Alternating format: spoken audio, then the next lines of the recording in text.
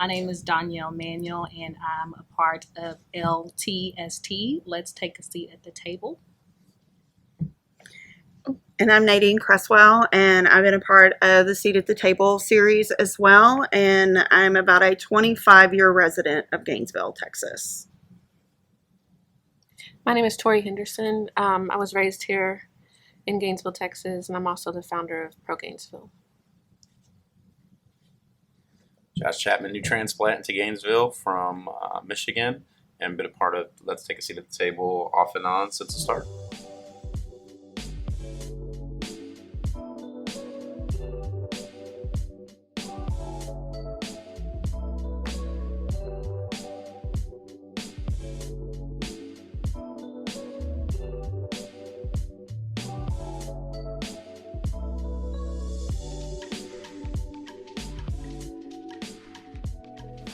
I think, Tori, you should start. I'll start, and then we'll go on from here.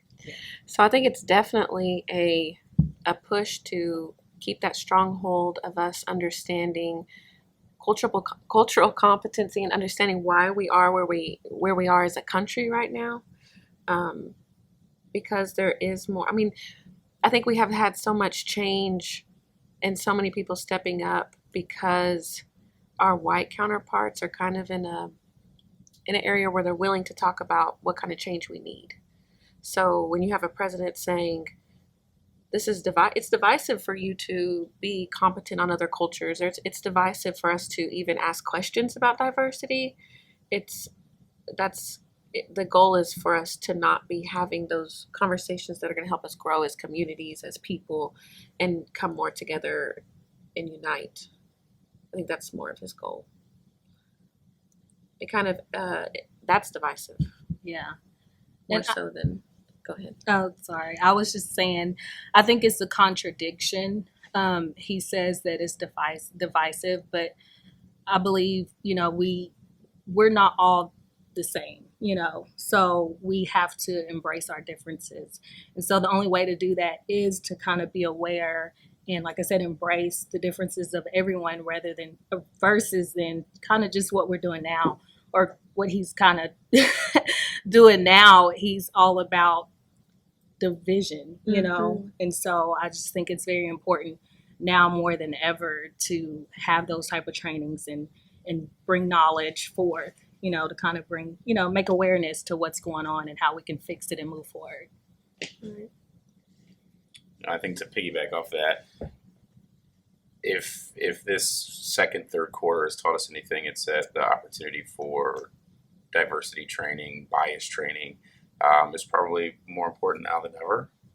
We have momentum where we're talking about things that have been taboo for a long time. So to make this a political situation, that whether it's to rally a base or whether it's to speak to a fringe group, it's unfortunate that we will erode progress, and we're willing to erode progress based on this. Every type of organization, major organization, does these kinds of trainings for a couple of reasons. One, it's the right thing to do, but two, I come from Michigan. Dearborn is right down the street. It's the largest Arab population in the United States. There are a lot of people that may move to that part of the country that have never been around an Arab population, and there's many. I had never been in an area that had such a large Hispanic population. It's a different type of environment. So to not have those opportunities to truly learn in a safe space, what good is that doing to pull funding to say it's anti-American and divisive propaganda, I believe was the terminology. It's unfortunate that everything has become political, even things that seem commonsensically good and a good thing for our country, for our institutions. Yeah, I strongly dislike when social issues are made to be political for put on that political agenda, and it turns my stomach. I'm just like, we're human. Yeah. Like you said, we're all different. We all bleed red, but we're all different. Mm-hmm. And bleeding red, that's on the inside and on the outside, and we need to learn from one another, and we need to learn about one another, and just embrace all those differences. And we can't do that if our leaders say we can't. Right. Well, and it makes me think about the children.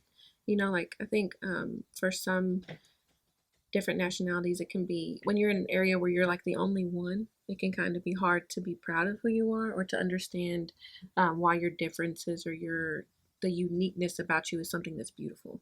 So how do you say that, like when it comes to the thought process of a child, how do you say that diversity is un-American?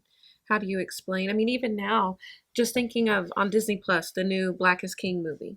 I mean, that right there, we didn't see movies like that as children. We didn't watch movies of Black beauty, So seeing that now as an adult and thinking about how that would have influenced us as a child, how would that have influenced how a little girl loves her curly hair, or how a young child feels about being different in an area where there's no one else like them. How is that un-American? And I think that that's something historically that we've, like, even in Gainesville, like one of the biggest areas that are divided here in Gainesville are our churches. There's not really any diverse areas. So that really continues to influence that, keeping everyone apart, whites go to church with whites, or black people go to church with black people, instead of us being proud that we're different to be together. Like there's nothing wrong with being proud of your diversity while you're together. I mean, that's a founding principle of diversity is a founding principle of this country. Mm-hmm. Right. Going back, I don't think any of us would argue why the country was formed, right? A diversity of thought, kind of that whole freedom of religion thing was a big deal. Yeah. So again, you made a point that we can't because our leaders can't, and I push on that notion because that's why we're in this mess, is because we, for whatever reason, we're on different ends of this parallel, and we can't meet in the middle. If you agree that you're on this side, you can't look at something commonsensically and say, "Hey, wait a second, Right. I may vote with, or I may be affiliated with this party or this group, but that's a bad idea." Right. And until we can come together and just say, "Hey, listen, we're going to look at these things issue by issue, item by item, and say, when there is something that is silly, when there is something that is not going to improve our situation, not going to move the boat, whatever you want to call it, forward, then you have a responsibility to say, time out. That's a bad idea." Mm-hmm. And I think until we can get there, until we can feel comfortable in our own skin, saying or breaking with the norm of, hey, this, and it is both sides. This is not only the right has an opportunity to improve, or only the left has an opportunity to improve. We all have an opportunity to improve and really look at something for the merit of it and say, hey, that's not a good idea. Diversity is what makes this country great. Diversity, our sense of diversity, when you compare us to every country in the world, it is one of the things that make us special. So, and that is why we are the greatest country in the world. There is no secret about that. Right. So to try to again make this a political issue and say it's propaganda or whatever verbiage you want to throw in there, it's unfortunate. That's un-American. Mm-hmm. To not acknowledge and celebrate diversity, that's un-American, and it's unfortunate. But it's on all of us to say, hey, just because a person is making that decision, the organizations in which we work, or in which the fields in which we work, we have the opportunity to do something about it.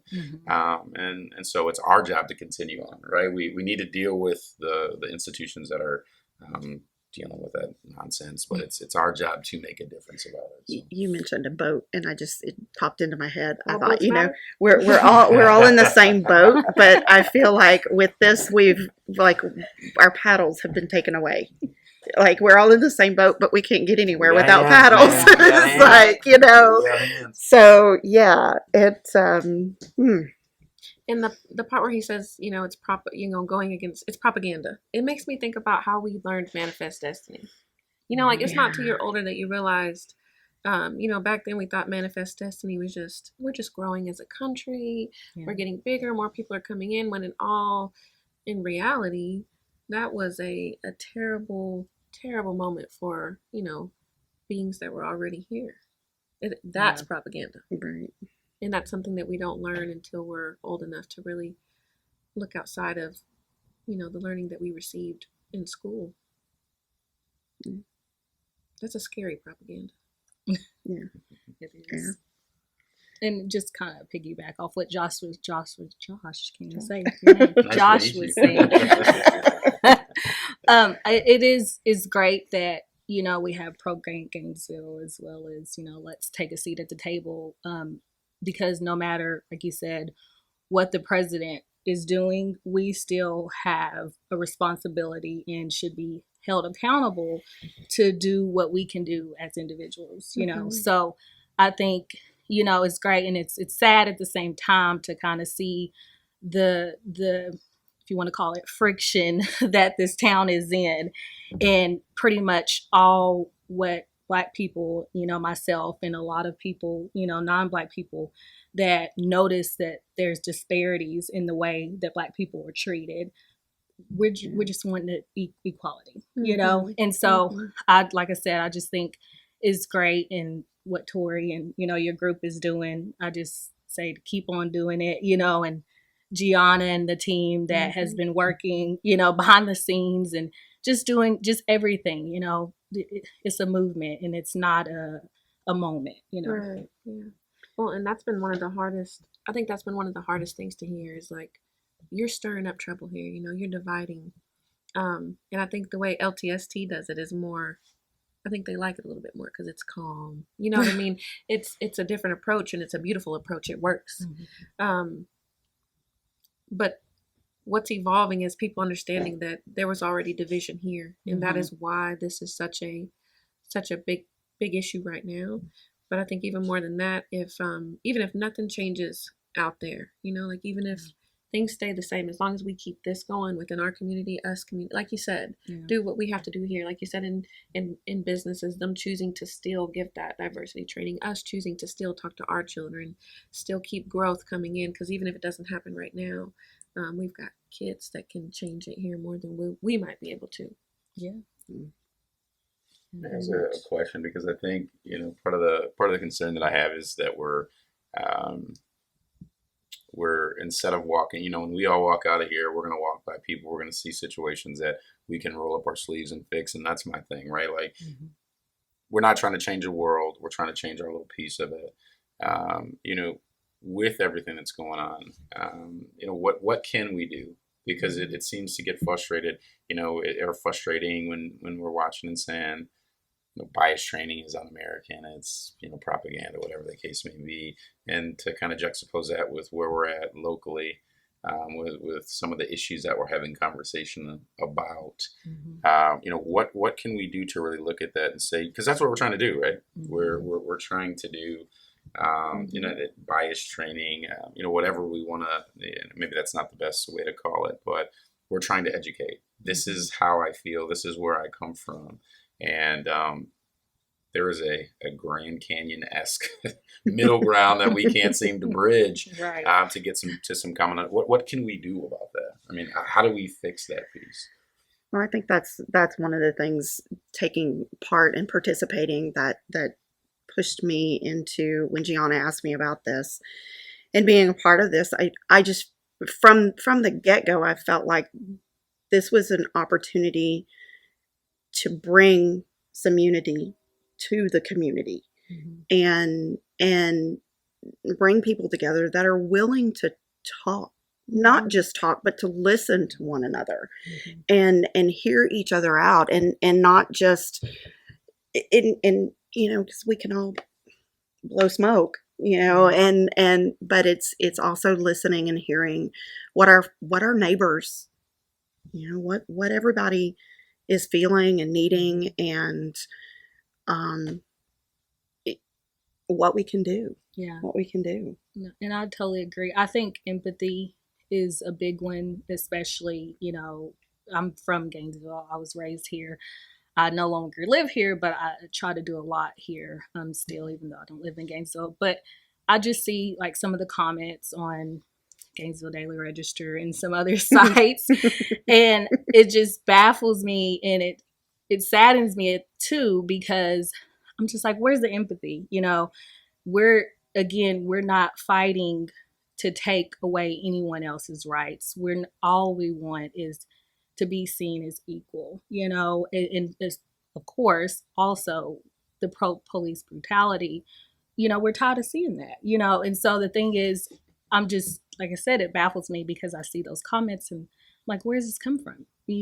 Some people, you say you're a Christian, you say you love, and it's like, well, you're not showing that through action. And so, I don't know. I don't know. I pray, all the time about it. And, as Tori mentioned, I still am hopeful, and, I still try to, hold on to that little bit of piece of faith that I have, that things will change, but, like you all are saying, it's just going to take consistency and just moving towards the right direction, no matter who is like trying to throw, a wrench in, the agenda. So you had all those wonderful keyboard warriors that are trying to change the world with their comments and their snarkiness and all of that.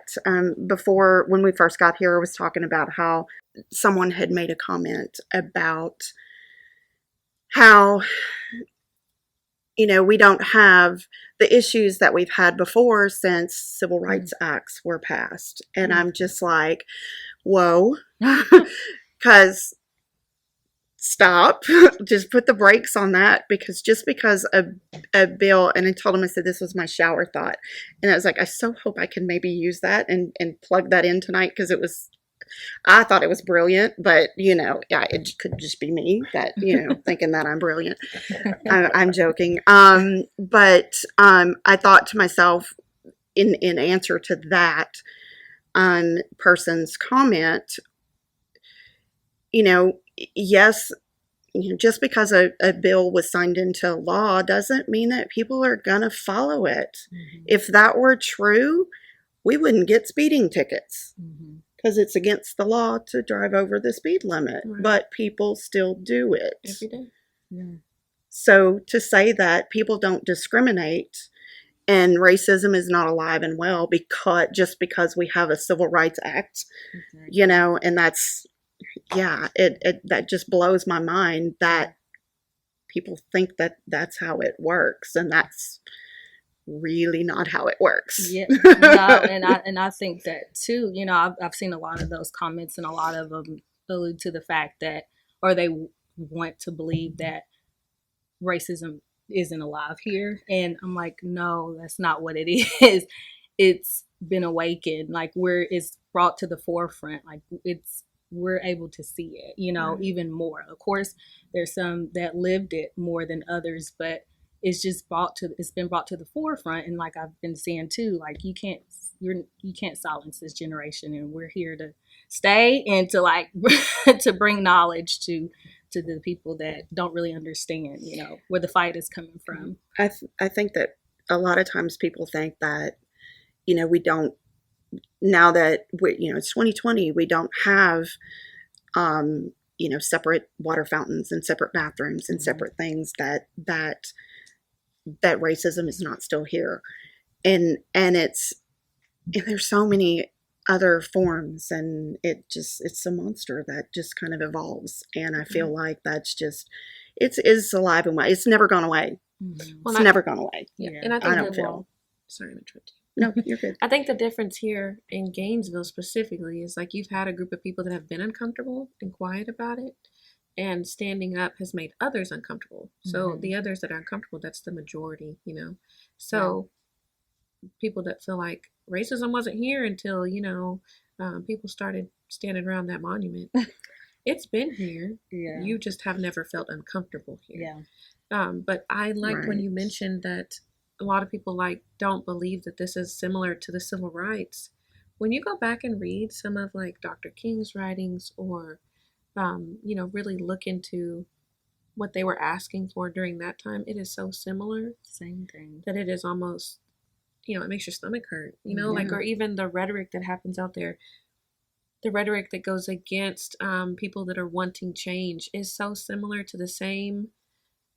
The counter-protester rhetoric you hear now is so similar to the same words that Dr. Martin Luther King dealt with, that it's it's unbelievable. Mhm. I shared yesterday one of the writings that Dr. Martin Luther King Jr. wrote when he was in jail.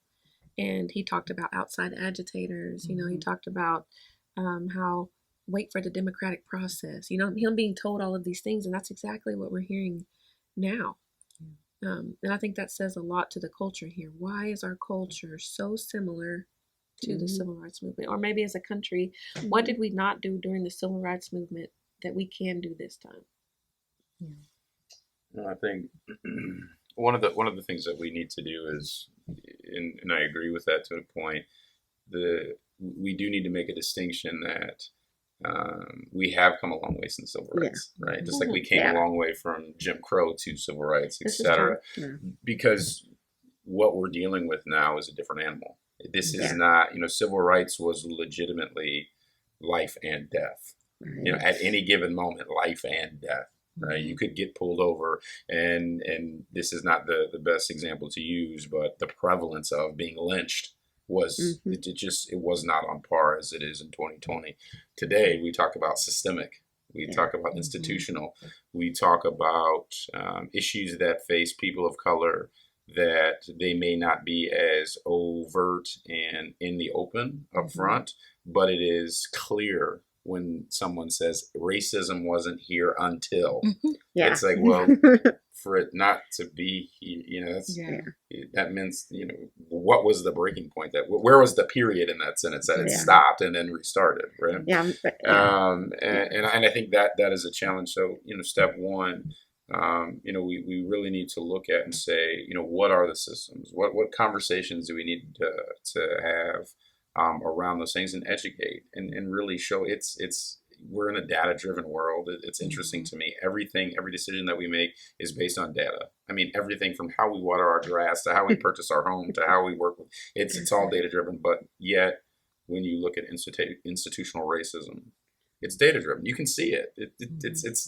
There's no, it's right there in front of you. Nap's not real. Like, what? Yeah. So how do we get to that point? I think somebody said something about keyboard warriors. I have personally never experienced that. But, it's how can we, the irony. We have all the information, every piece of data, every statistic since the beginning of time. Literally at our fingertips. And we need to figure out how to overcome this divisive, again, I'm going to go back to it and I'll beat this horse until the end of time. We're on we're way over here and nobody can concede we're not listening. It's, like an argument at home, right? I'm right, I'm putting my foot down and you ain't going to tell me nothing. And even when I see I'm wrong, that's where we're at. It's like, what is going on, right? It's I work with kids. I mean, we get past that when we're like 7.5, and for whatever reason, adults were really struggling with those guiding principles, the golden rule, right, that we learned a long time ago, about the time that we learned to tie our shoes, and if we could just remember that, I think we can get past this. Wait, what rule is that again? I don't remember that one. one. Just treat people. I'm kidding. I'm totally kidding. I'm totally kidding. Totally kidding. Well, I just want to make sure because as I look around, totally kidding. I wonder. I'm like, was that a secret? I don't know. That's you hear awesome. those things like I was today years old. When I was right. I'm like, I was today years old. My mom was fooling me this whole time. The golden rule was only at my house. Like, what the heck? It's like I'm wrong. Yeah, that's what's wrong. That's why I'm right. Yeah, it's like, hi, I'm Nadine. I'm sarcastic.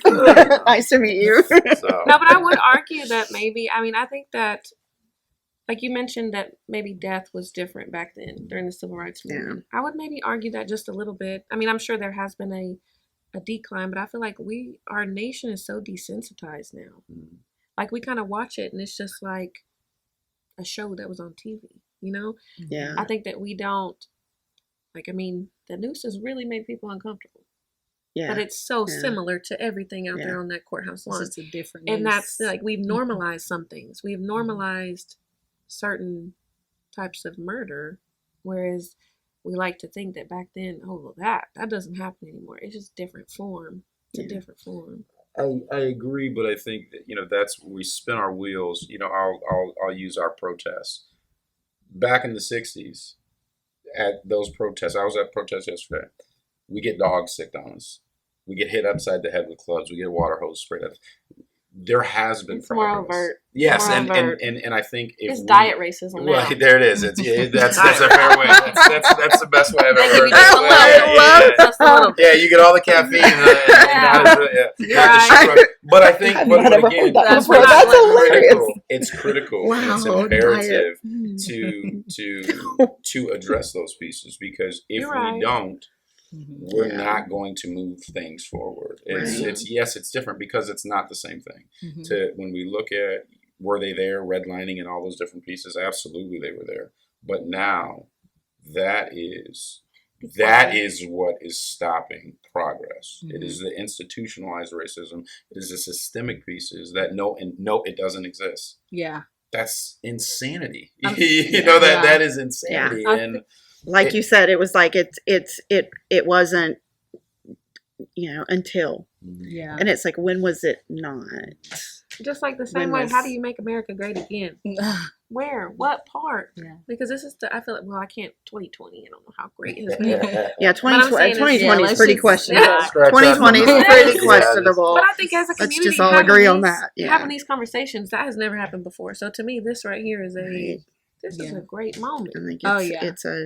it's a chance to be a part of something that can bring about great change Yeah. Mhm. for our community. We may not be able to change the world, Mm-hmm. but we can, like you said, we can change our little part of it, Yeah. our little I like slice of North Texas. Yeah.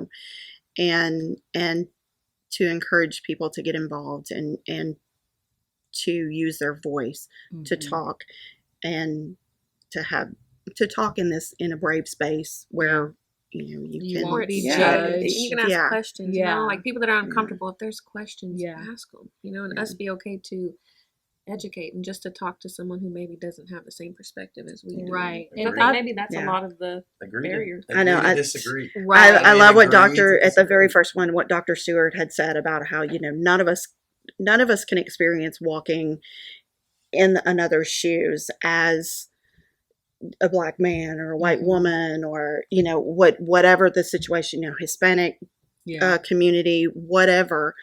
And I tell my kids, my family, I'm a little white woman. I will never know what it's like to be a black man in America, but I can talk to the black men that I know, Mhm. and I can learn and try to understand what it's like and what their Mhm. perspective is, and that's what it's about. It's like, Yeah. I would never ask you to walk a mile in my shoes. I don't know if you'd fit in mine, but you know what I mean? It's like, I have a different perspective. So being able to share that perspective in this forum, it's I don't know. I think it's important. Good. I think it's important, and I think it's good. And I think, like you said, that first event, the Let's Take a Seat at the Table, a lot of people, we had a lot of great positive feedback from it. Mhm. And it was, like you said, the platform is a little bit different from, the protests, but, we're still trying to reach the same goal. Yes, and that's the best part. It's Yeah. like- And so we're just doing it differently, but to be able to, I feel like a lot of people were enlightened, even myself, definitely. hearing Mhm. some of non-black people, white people that had, their different perspectives, and it's like we said, it's not to go, those events or the events that we have is not to bash anyone, Right. not to make anyone feel guilty. It's just like we said, we're trying to move forward. Like, what can we do? Have those difficult conversations, continue to have them no matter how uncomfortable we get, so Yeah. like I said, I just think what we're all doing, Josh, with the kids, you work with all the youth, all day, every day almost. So it's just, we all, I think Nadine said, we all have a part that we have to play, and like I've been seeing, just because my fight looks a little bit different, it doesn't mean that we're not trying to fight for the same things, Right. Or even people who haven't, or maybe not as, not met one of those platforms yet. You know, Yeah. like our alarm clocks go off at different times. There's an area That's true. that's best suited for different people and their skill. So yeah, definitely. I heard something the other day, and it really, like, I was like, oh, that's really good. And it was something along the lines, and I quote it directly, but it was something like it's racism in 2020, in the year 2020. It's not white versus black or black versus white. It's us against racism. Mm-hmm. Like, and I was just like, like, oh, Yeah, there it is. Yeah. And it's like, just, if I could ripple effect that feeling and that towards everyone so that everyone could get that, It Mhm. undivides us. yeah. Mm-hmm. It's like we've got people that are hurting, Mm-hmm. that need the support, and just not enough people are stepping up and getting that. Yeah, I think to that point, it's and again, this is the part that boggles my mind. I wish I could figure out, and maybe these conversations will continue to help that. We talk about us, versus racism, or every one of us trying to understand where we all come from. The interesting thing is we as people, in every single thing that we do, if I need help with an electrical project, I call an electrician because the electrician knows what to do, right? If I'm struggling with something at work and I need a program expertise, right? I call the person that has that expertise. If I have a legal question, I call a lawyer. If I have a financial question, we call the auditors. And in every facet of our life, we seek individuals who have expertise in a certain field. We take that information and we make decisions with it. We listen though. Why is this any different? And I think, going back to, hearing the piece at the federal level with changes, I keep trying to wrap my mind around why would we and why don't we apply the same logic that we use 99% of the time to this 1%. And that's where we're at. We all have families, right? You want your kids to be good, successful, happy, taken care of. Yeah, we all agree on those things, right? Yeah. Like, hey, I'd like to go outside and not get hit by a meteor. Hopefully my kids are good and leave the world a better place. And if you poll everybody, they're like, yeah, I don't want to get hit by a meteor either. Like, we have something in common. And again, to go, I digress, but I just don't understand why we can't look at that and say, hey, I want to understand where you're coming from. Yeah. You live it. Yes. Tell me about it. I like it. As opposed to arguing, I would never argue with my electrician. Right. Like, I don't think that switch is right. Let me do this. Let me just try this myself and see where we get. Yeah. Right? Fake news. I got it. Yeah, Yeah. I definitely Gotcha. think it's the justification that gets me, seeing all the arguments, why George Floyd should have died, just really just evil things, and it's just like, can we not just look at this man as a man?